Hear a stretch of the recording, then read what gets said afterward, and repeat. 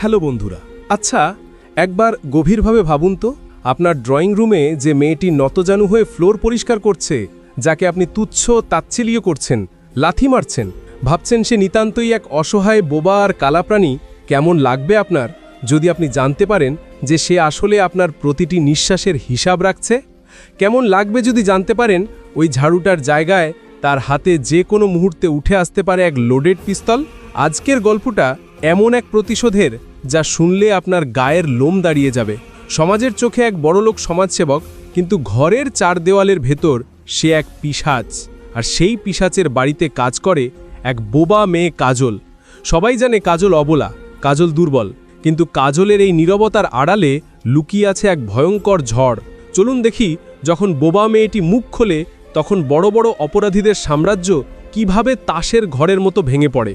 আজকের গল্প ন্যায়ের ছদ্মবেশে এক বোবা মেয়ের মহাকাব্য। রাত তখন ঘড়িতে 2:30, অমাবস্যার ঘুটঘুটে অন্ধকার রাত। বাইরে শ্রাবণের মুষলধারে বৃষ্টি হচ্ছে, যেন আকাশ ভেঙে পড়ছে পৃথিবীর বুকে। মাঝে মাঝে বিকট শব্দে বজ্রপাত হচ্ছে, আর সেই বিদ্যুতের ঝলকানিতে ক্ষণিকের জন্য আলোকিত হয়ে উঠছে শহরের অন্যতম বিলাসবহুল প্রাসাদ আহমেদ ভিলা। বাইরে থেকে দেখলে মনে হয় যেন স্বর্গের এক টুকরো, কিন্তু এই প্রাসাদের ভেতরেই লুকিয়ে আছে এক জীবন্ত নরক। ড্রয়িং রুমের দামি পার্সিয়ান কার্পেটের এক কোনায় গুটিসুটি মেরে বসে আছে কাজল। বয়স 24 কি 25, গায়ের রং শ্যামলা, কিন্তু চোখের দৃষ্টিতে এক অদ্ভুত গভীরতা, যেন সমুদ্রের অতল গহ্বর। তার পরনে একটা মলিন তালি দেওয়া সুতির শাড়ি, যা এই রাজপ্রাসাদের চাকচিক্যের সাথে বড্ড বেমানান। তার সামনে দাঁড়িয়ে আছে বাড়ির মালকিন মিসেস তানিয়া আহমেদ। তানিয়ার হাতে একটা চামড়ার বেল্ট, যেটা সাধারণত তাদের বিদেশি পোষা কুকুরদের শাসন করতে ব্যবহৃত হয়। তানিয়ার ফর্সা মুখটা রাগে লাল হয়ে আছে। সে চিৎকার করে উঠল, তোকে কতবার বলেছি কাজল, আমার বিদেশি বিড়ালটাকে সময় মতো খেতে দিবি? তুই কি মানুষ নাকি জানোয়ার? তুই কি মগজ বলতে কিছু নেই, নাকি বোবা হওয়ার সাথে সাথে কালার গাধাও হয়ে গেছিস? কাজল কোনো উত্তর দিল না, দেওয়ার ক্ষমতাও তার নেই। অন্তত তানিয়া সেটাই জানে। সে শুধু ফ্যালফ্যাল করে তাকিয়ে রইল। তার এই নিস্পৃহ চাউনি দেখে তানিয়ার রাগ আরও বেড়ে গেল। সে অন্ধের মতো কাজলের পিঠে সজোরে বেল্ট দিয়ে বাড়ি মারল। সপাত চামড়ার বেল্ট কাজলের শীর্ণ পিঠে আছড়ে পড়ার শব্দটা ফাঁকা ড্রয়িং রুমে প্রতিধ্বনিত হলো। কাজলের শরীরটা একবার কেঁপে উঠল, কিন্তু মুখ দিয়ে কোনো শব্দ বের হলো না। চুপ করে তাকিয়ে আছিস কেন, বেয়াদব মেয়ে? নাটক করা হচ্ছে? তানিয়া আবার হাত তুলল। এবার আঘাতটা লাগলো কাজলের বাহুতে। চামড়া কেটে রক্ত বের হতে চাইল। কাজল দাঁতে দাঁত চেপে ব্যথাটা সহ্য করল। তার চোখ দিয়ে জল গড়িয়ে পড়ল ঠিকই, কিন্তু তার দৃষ্টি মেঝের কার্পেটের দিকে নিবদ্ধ।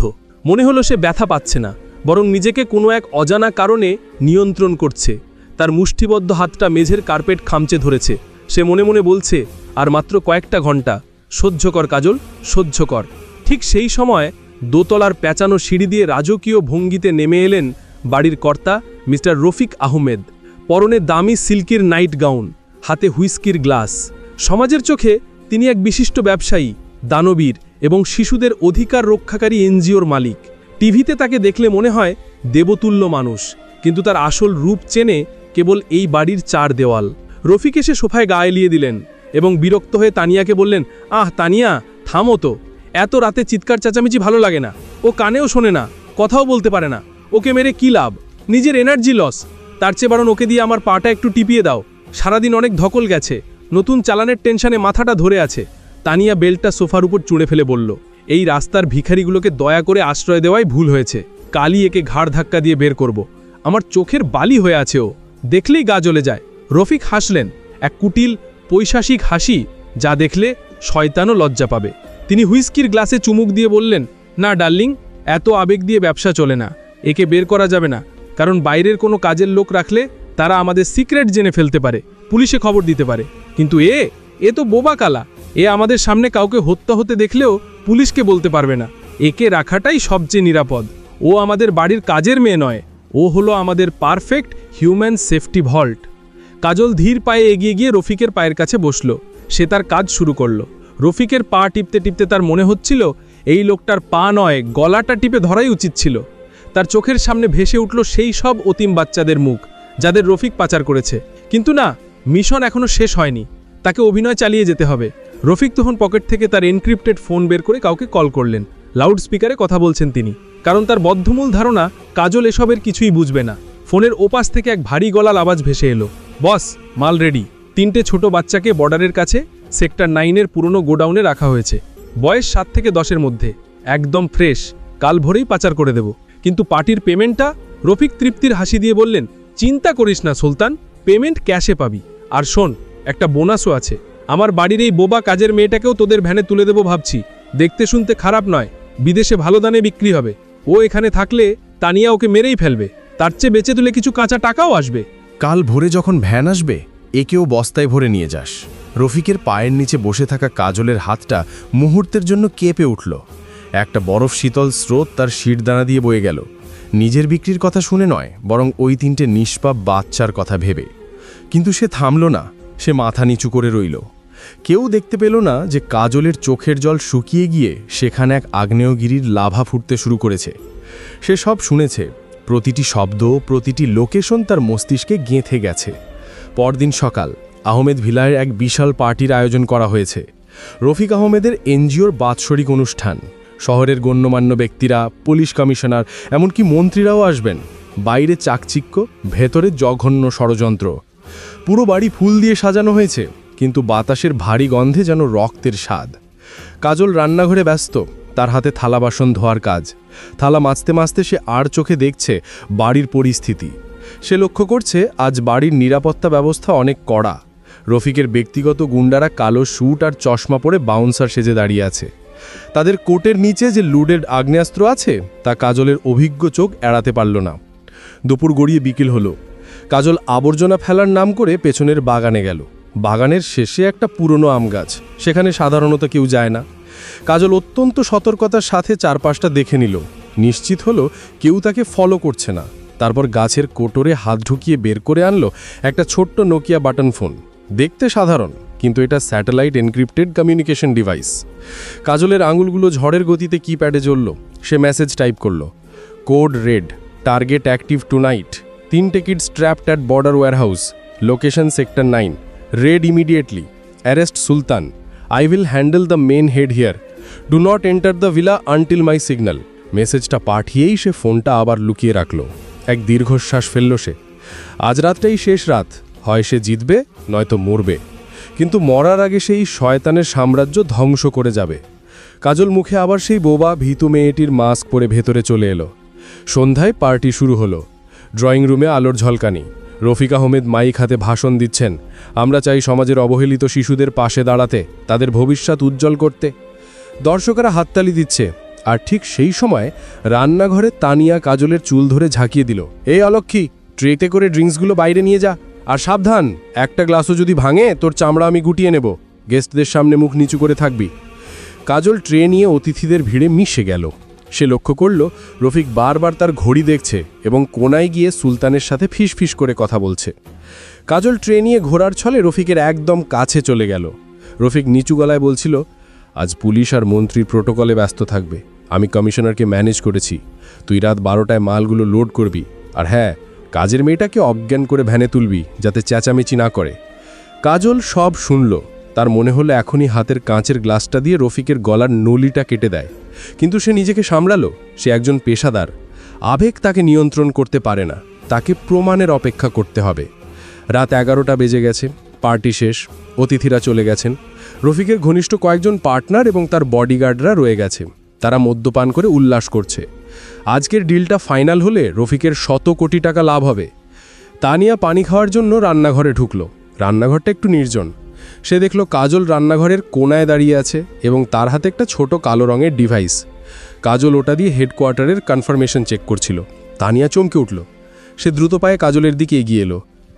তোর হাতে ওটা কি? মোবাইল? তুই চুরি করছিস? বোবা হওয়ার ভান করে তুই আমাদের উপর নজর রাখছিস?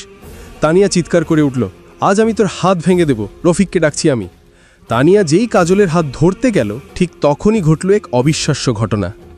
কাজল, যে মেয়েটা লাথি খেয়েও টু শব্দ করত না, সে চোখের পলকে ঘুরে দাঁড়ালো। তানিয়ার হাতটা মাঝপথে ধরে এক মোচড় দিয়ে পিঠের দিকে উল্টে দিল। হাড়ের মটমট শব্দ হলো। তানিয়া ব্যথায় চিৎকার করতে চাইল, কিন্তু কাজলের ইস্পাত কঠিল হাতের মুঠোয় সে নড়তেও পারল না। যে মেয়েটা একটু আগে মার খেয়ে কাঁদছিল, তার গায়ে এত শক্তি এলো কোথা থেকে? তানিয়ার চোখ ভয়ে কোটর থেকে বেরিয়ে আসার উপক্রম হলো। সে ছটফট করতে চাইল, কিন্তু কাজলের ইস্পাত কঠিন হাতের মুঠোয় সে নড়তেও পারল না। কাজল তানিয়ার কানের কাছে মুখ নিয়ে গেল। তার চোখের দৃষ্টি এখন শীতল খুনিদের মতো। সে ফিসফিস করে একদম পরিষ্কার এবং স্পষ্ট গলায় বলল, চুপ, একদম চুপ। একটা শব্দ করবি তো তোর জিভটা টেনে ছিঁড়ে ফেলব। তানিয়া যেন নিজের কানকে বিশ্বাস করতে পারছিল না। এই মেয়ে কথা বলতে পারে? তার শরীর ভয়ে হিম হয়ে গেল। কাজল ঠান্ডা গলায় বলল, যাকে তুই বোবা জানোয়ার বলতি, যাকে তুই পশুর মতো মারতি, সে আসলে তোর যমরাজ। তোর স্বামীর পাপের ঘোড়া পূর্ণ হয়ে গেছে, আর তোরও সময় শেষ। চুপচাপ এখানে অজ্ঞান হয়ে পড়ে থাক। বলার সাথে সাথেই কাজল তানিয়ার ঘাড়ের একটা বিশেষ নার্ভ পয়েন্টে চাপ দিল। তানিয়া কোনো শব্দ না করেই জ্ঞান হারিয়ে কাজলের পায়ের কাছে লুটিয়ে পড়ল। কাজল তাকে টেনে স্টোর রুমে ঢুকিয়ে দরজা বন্ধ করে দিল। এবার পালা আসল শয়তানের। রাত 12টা। রফিক তার স্টাডি রুমে টাকা গুনছে। তানিয়া ফিরছে না দেখে সে একটু বিরক্ত। সে কাজলকে ডাক দিল, এই বাবা, এদিকে আয়, আমার ঘরটা ঝাড়ু দিয়ে যা, অনেক ময়লা জমেছে। কাজল স্টাডি রুমে ঢুকলো। রফিকের সামনে টেবিলে স্তূপ করা টাকা, মদের বোতল আর কিছু ফাইলের নিচে একটা লোডেড 9mm পিস্তল রাখা। রফিক টাকার বান্ডিল গুনতে গুনতে কাজলের দিকে তাকিয়ে ব্যঙ্গ করে বলল, তোর কপাল ভালো রে বাবা, আজ রাতেই তোকে সুলতানের হাতে তুলে দেবো, নতুন জীবন পাবি, হা হা হা হা হা। হয়তো কোনো আরব শেখের হারেমে জায়গা পাবি। কাজল ঝাড়ু দেওয়া বন্ধ করল। সে ধীরে ধীরে সোজা হয়ে দাঁড়ালো। তার মেরুদণ্ড এখন আর মাখা নয়, টান টান সোজা। তার শরীরের ভাষা মুহূর্তের মধ্যে বদলে গেল। রফিক হঠাৎ খেয়াল করল ঝাড়ুর শব্দ থেমে গেছে। সে বিরক্তি নিয়ে মুখ তুলে তাকালো। কি হলো, কাজ থামালি কেন? যা বললাম কানে গেল না? ও সরি, তুই তো কালা। রফিক আবার হাসলো। কাজল ধীর পায়ে রফিকের টেবিলের দিকে এগিয়ে এলো। তার হাঁটার ভঙ্গি পাল্টে গেছে। একজন শিকারী বাঘিনী যেমন শিকারের দিকে এগিয়ে যায়, ঠিক তেমন। সে রফিকের চোখের দিকে সোজাসুজি তাকালো। সেই চোখে আর ভয় নেই, আছে মৃত্যুর শীতলতা। কাজল শান্ত, পরিষ্কার এবং গম্ভীর গলায় বলল, ঝাড়ু দেওয়া শেষ রফিক সাহেব, এবার এই সমাজের আসল ময়লা পরিষ্কার করার পালা। রফিক যেন নিজের কানকে বিশ্বাস করতে পারল না। সে চমকে উঠে দাঁড়ালো। হাত থেকে টাকার বান্ডিল যা পড়ে গেল। তুই তুই কথা বলতে পারিস? রফিকের গলা দিয়ে স্বর বেরোচ্ছে না। সে ভাবছে এটা কোনো দুঃস্বপ্ন। কাজল মুচকি হাসল। শুধু কথা বলতে পারি না রফিক, আমি শুনতেও পাই। গত 6 মাস ধরে তোর প্রতিটি পাপের হিসাব আমি শুনেছি। শিশু পাচার, ড্রাগস আর অসহায় মেয়েদের কান্না, সব রেকর্ড আছে আমার এই ছোট্ট মেমোরি চিপে। কাজল তার চুলের ক্লিপ থেকে একটা ছোট্ট মাইক্রোচিপ বের করে টেবিলে রাখল। রফিক ভয়ে এবং রাগে কাঁপতে শুরু করলো। তার ফর্সা মুখটা ভয়ে নীল হয়ে গেল। সে দ্রুত টেবিলের উপর রাখা পিস্তলটার দিকে হাত বাড়ালো। তুই পুলিশ, তোকে আমি জানতো পুঁতে ফেলবো। কিন্তু রফিকের হাত পিস্তলে ছোঁয়ার আগেই কাজল এক বিদ্যুৎ বেগে টেবিলের উপর রাখা ভারী ক্রিস্টালের পেপার হোয়াইটটা ছুঁড়ে মারল। ঠাস, সরাসরি রফিকের হাতের কবজিতে আঘাত। হাড় ফাটানোর শব্দ হলো। পিস্তল ছিটকে নিচে পড়ে গেল। আমার হাত! রফিক যন্ত্রণায় চিৎকার করে উঠল, সিকিউরিটি, সুলতান, কে আছিস? মেরে ফেলাটাকে! দরজা ভেঙে ঘরে ঢুকলো রফিকের 3 জন বডিগার্ড। তাদের হাতে ধারালো রামদা এবং হকি স্টিক। কাজল এখন নিরস্ত্র, পরনে শাড়ি। 3টে দানবীয় পুরুষের সামনে সে একা। রফিক মেঝেতে পড়ে কাতরাতে কাতরাতে হাসল। এবার কোথায় পালাবি? প্রথম বডিগার্ডটা হকি স্টিক নিয়ে কাজলের মাথায় বাড়ি মারতে এলো। কাজল মুহূর্তের মধ্যে নিচু হয়ে বাড়িটা ডজ করল এবং নিজের শাড়ির আঁচল দিয়ে লোকটার হাত পেঁচিয়ে এক হ্যাচকা টানে তাকে মেঝের উপর আছাড় মারল। লোকটা কিছু বোঝার আগেই কাজল তার বুকের উপর লাথি মেরে তাকে অজ্ঞান করে দিল। দ্বিতীয়জন রামদা নিয়ে এগিয়ে এলো। কাজল টেবিল থেকে একটা ধাতব কলম তুলে নিয়ে বিদ্যুতের গতিতে লোকটার হাতের কবজিতে গেঁথে দিল। লোকটা যন্ত্রণায় রামদা ফেলে দিল। কাজল শূন্যে লাফ দিয়ে এক রাউন্ড হাউস কিক মারল তার চোয়ালে। লোকটা ছিটকে গিয়ে কাঁচের আলমারির উপর পড়ল। ঝনঝন করে কাঁচ ভেঙে পড়ল। তৃতীয়জন ভয়ে পিছিয়ে গেল। সে বুঝতে পারল এ কোনো সাধারণ কাজের মেয়ে নয়, এ এক প্রশিক্ষিত মারণাস্ত্র। কাজল তার দিকে তাকিয়ে বলল, পালাবি নাকি হাড়গোড় ভাঙবি? লোকটা দৌড়ে পালাতে চাইল, কিন্তু কাজল মেঝে থেকে পিস্তলটা তুলে নিয়ে নিখুঁত নিশানায় তার পায়ে গুলি করল। গুরুম! পুরো বাড়ি এখন রণক্ষেত্র। গুলির শব্দে তানিয়া স্টোররুম থেকে জ্ঞান ফিরে পাওয়ার ভান করে বের হওয়ার চেষ্টা করতেই পুলিশ এসে তাকে ধরে ফেলল। রফিক ভাঙা হাত নিয়ে কোনায় বসে কাঁপছে। কাজল পিস্তল হাতে তার দিকে এগিয়ে গেল। তার শাড়ি রক্তে আর ধুলোয় মাখামাখি, কিন্তু তাকে দেখাচ্ছে রণদেবীর মতো। ঠিক তখনই বাইরে সাইরেনের শব্দ। পুলিশ এবং র্যাবের গাড়ি পুরো ভিলা ঘিরে ফেলেছে। নীল লাল আলোয় আলোকিত পুরো এলাকা। মেগাফোনে আওয়াজ আসছে, মিস্টার রফিক, চারপাশ থেকে আপনাকে ঘেরাও করা হয়েছে, সারেন্ডার করুন। পুলিশের স্পেশাল টিম জানলা ভেঙে এবং দরজা দিয়ে ঘরের ভেতরে ঢুকল। তাদের নেতৃত্বে আছেন ডিআইজি স্যার নিজে। পুলিশ ঢুকতেই রফিক চিৎকার করে বলল, অফিসার, বাঁচান আমাকে, এই মেয়েটা পাগল, ও আমাকে মেরে ফেলবে, ও ডাকাত। ডিআইজি স্যার সোজা কাজলের সামনে গিয়ে থামলেন। রফিকের মুখে আশার আলো দেখা দিল। সে ভাবল পুলিশ কাজলকে অ্যারেস্ট করবে, কিন্তু সবাইকে অবাক করে দিয়ে ডিআইজি স্যার কাজলের সামনে স্যালিউট দিলেন। মিশন অ্যাকমপ্লিশড এজেন্ট জয়া, বর্ডারের গোডাউন থেকে সব বাচ্চাদের উদ্ধার করা হয়েছে এবং সুলতানকে মালসহ অ্যারেস্ট করা হয়েছে। রফিক হাঁ করে তাকিয়ে রইল। তার গলা দিয়ে শুধু একটা শব্দ বের হলো, এজেন্ট জয়া। কাজল অর্থাৎ এজেন্ট জয়া রফিকের দিকে তাকিয়ে বলল, হ্যাঁ রফিক, আমি স্পেশাল ক্রাইম ব্রাঞ্চের আন্ডারকভার এজেন্ট। তোর এই আন্তর্জাতিক সিন্ডিকেট ভাঙার জন্যে আমাকে 6 মাস ধরে তোর লাথিঝাঁটা সহ্য করতে হয়েছে। তোর স্ত্রীর দেওয়া গরম পানির ছ্যাঁকাও সহ্য করেছি শুধু প্রমাণের জন্যে। তুই ভেবেছিলি বোবা মেয়ে কিছু বুঝবে না, তাই না? জয়া এগিয়ে গিয়ে রফিকের কলার ধরল। যাদের তুই মাল বলতি তারা মানুষ, আর আজ সেই মানুষদের অভিশাপ তোকে শেষ করে দিল। রফিককে হাত কড়া পুড়িয়ে নিয়ে যাওয়া হলো। যাবার সময় সে একবার জয়ার দিকে তাকালো। সেই মেয়েটি যাকে সে তুচ্ছ মনে করত, আজ তার কারণেই তার 1000 কোটি টাকার সাম্রাজ্য ধুলোয় মিশে গেল। জয়া জানলার দিকে তাকালো। বাইরে বৃষ্টি থেমে গেছে, ভোরের আলো ফুটছে। সে মনে মনে বলল, বোবা থাকাটা দুর্বলতা নয় রফিক সাহেব, ওটা ছিল ঝড়ের আগের নিস্তব্ধতা। পরদিন সকালে খবরের কাগজের হেডলাইন, বোবা কাজের মেয়েই আসলে দুর্ধর্ষে গোয়েন্দা, শহরের সবচেয়ে বড় মাফিয়া গ্রেপ্তার। বন্ধুরা, দেখলে তো, পাপের সাম্রাজ্য যতই শক্তিশালী হোক না কেন, ন্যায়ের কাছে তা তাসের ঘরের মতো ভেঙে পড়ে। জয়া প্রমাণ করে দিল যে ধৈর্য, বুদ্ধি আর সাহস থাকলে একা নারীও পুরো মাফিয়া জগৎকে নাড়িয়ে দিতে পারে। আপনার জীবনেও কি এমন কোনো মানুষ আছে যাকে আপনি দুর্বল ভাবেন? সাবধান, হয়তো সেই মানুষটাই আপনার গল্পের গেম চেঞ্জার। ভিডিওটি ভালো লাগলে লাইক দিন, আর এমন রোমাঞ্চকর গল্প আরও শুনতে চাইলে আমাদের চ্যানেল আসল ফাইল সাবস্ক্রাইব করে বেল আইকনটি বাজিয়ে দিন। দেখা হবে পরের ভিডিওতে। ভালো থাকুন, সুস্থ থাকুন এবং অন্যায়ের বিরুদ্ধে প্রতিবাদ করুন।